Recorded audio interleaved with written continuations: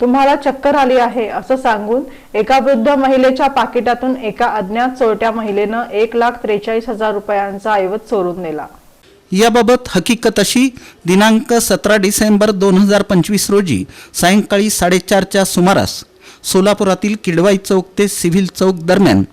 मेहरुन्निसा महबूब शेख वय 75 राहणार न्यू पाच्छापेठ पाथूट चौक सोलापूर या मुथ्थूट फायनान्स ऑफिस समोरून चालत जात असताना अंदाजे 50 ते 55 वर्षांची एक वयस्कर महिला त्यांच्याजवळ येऊन तुम्हाला चक्कर येत आहे असं सांगून त्या महिलेनं मेहरुन्निसा शेख यांच्याजवळील पिशवी काढून घेऊन त्यातील पाकिटात ठेवलेल्या सोन्याच्या 4 अंगठ्या, रोख रक्कम आणि मोबाईल असा ऐवज मुद्दाम लबाडीनं चोरून नेला म्हणून अज्ञात चोरट्या महिलेविरुद्ध जेलरोड पोलीस ठाण्यात गुन्हा दाखल करण्यात आला।